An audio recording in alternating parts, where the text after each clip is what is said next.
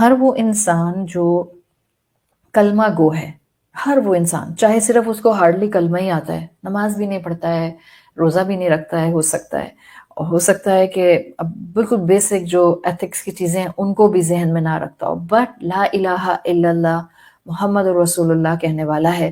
سو آپ کا ایمان ہونا چاہیے کہ اس کو کہیں نہ کہیں کسی نہ کسی موقع پر ایمان کو بڑھانے کا ایک اینگل اور اپرچونٹی دی ضرور جاتی ہے.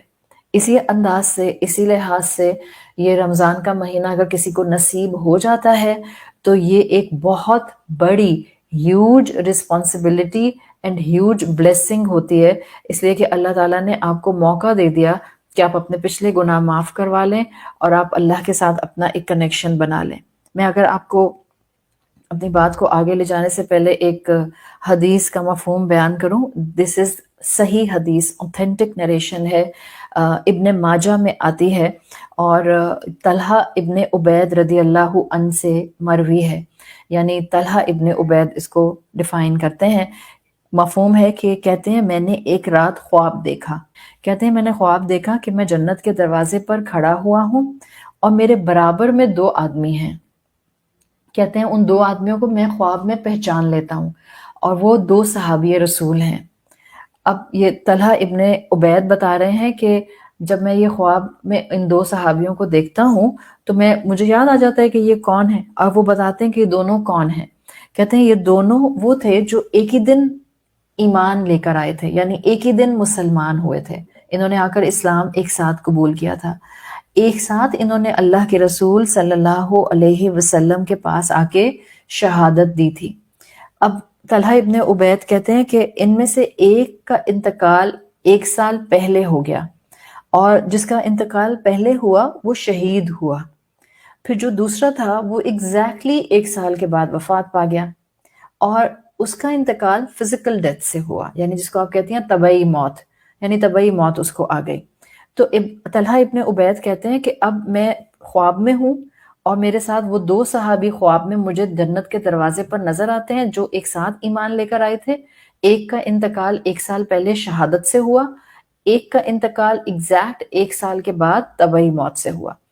اب وہ کہتے ہیں خواب سنا رہے ہیں، کہتے ہیں خواب میں آواز آتی، خواب میں کیا ہے، وَنَادَى منادی، ایک پکارنے والا پکارتا ہے، یعنی فرشتہ پکارتا ہے، اور جنت کی طرف کہتے ہیں پہلے اس کو پکارا جاتا ہے، یعنی دروازہ کھول کر اس کو انٹرنس کی پہلے پرمیشن دی جاتی ہے، جس صحابی کا انتقال 1 سال کے بعد ہوا تھا اور فزیکل ڈیتھ ہوئی تھی، طبعی موت ہوئی تھی، حالانکہ شہادت کا درجہ پہلے والے کو ملا تھا. تو کہتے ہیں کہ میں نے اس خواب میں اس صحابی کو جنت میں پہلے داخل ہوتے ہوئے دیکھا جن کو ریگولر پیٹرن کی جو تھی موت وہ آئی تھی، اور شہید نہیں ہوئے تھے. وہ شہید کے 1 سال کے بعد ان کا انتقال ہوا تھا، لیکن پہلے ان کو پکارا جاتا ہے اور پھر وہ شہید صحابی جو ہیں ان کو پکارا جاتا ہے.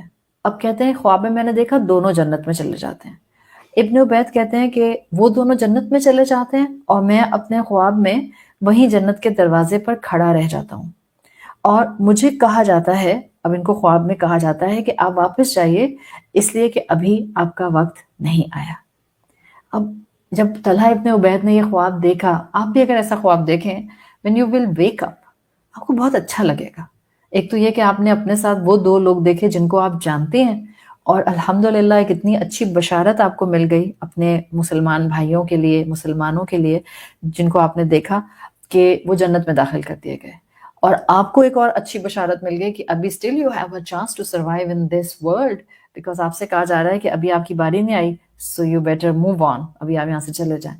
اب طلحہ ابن عبید کے لیے بھی یہ بہت اچھا خواب تھا، اور وہ کہتے ہیں کہ اس میں مجھے پروفیسی لگ رہی تھی کہ فائنلی اس سے پتہ چل رہا ہے کہ میں بھی جنت میں چلا جاؤں گا. اچھا، اب یہ طلحہ ابن عبید وہی ہیں جو عشرہ مبشرہ میں بھی آتے ہیں. اللہ کے رسول صلی اللہ علیہ وسلم کا معمول ہوتا تھا کہ اپنے صحابہ سے پوچھا کرتے تھے کہ تم میں سے کس نے کل اچھا خواب دیکھا تھا وہ سنائے.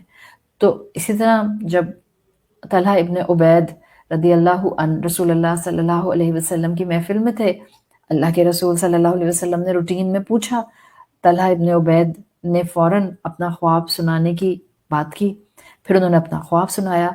اب جب انہوں نے اپنا خواب سنایا تو جو آس پاس صحابہ بیٹھے ہوئے تھے وہ تھوڑا سا حیران ہوئے، اور رسول اللہ صلی اللہ علیہ وسلم نے ان کے فیشل ایکسپریشن سے پہچان لیا کہ یہ لوگ پریشان اور حیران کیوں ہو رہے ہیں۔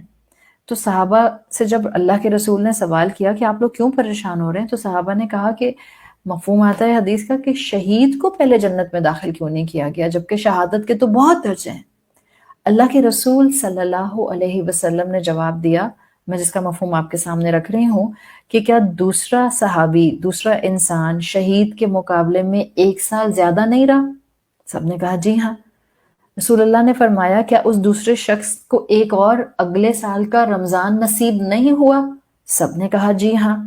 آپ صلی اللہ علیہ وسلم نے کہا کیا اس نے روزے رکھ کر نمازیں نہیں پڑھی؟ سب صحابہ نے کہا جی ہاں بالکل پڑھی۔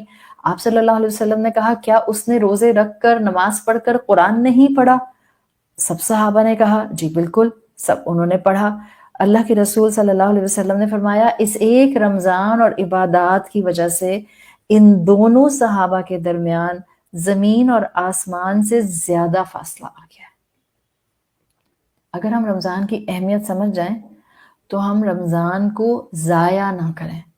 آپ تھکیں، آپ قربانی دیں نیند کی، آپ لگ جائیں اللہ کی عبادت میں اور آپ میکسیمم ٹائم اس کی عبادت کریں، تب بھی کم ہے، because it's a huge opportunity جو اگر ہمیں اس سال انشاءاللہ نصیب ہو جاتی ہے۔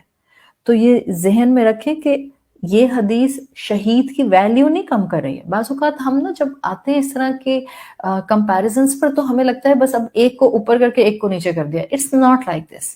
شہید کی ویلیو نہیں کم کی۔ اللہ کے رسول صلی اللہ علیہ وسلم نے جس انداز سے یہاں بات بتائی ہے اس میں بیسیکلی رمضان کے مہینے کے روزے اور ان کی عبادت کو اہم قرار دیا ہے، کہ اللہ تعالیٰ نے اس مہینے کو اتنا اہم بنایا ہے کہ یہ اللہ کے بندوں کے لیے ایک بڑی اپرچونٹی ہے، ہمیں اس کو ضائع کرنے کا تو کوئی پوائنٹ بنتا ہی نہیں ہے۔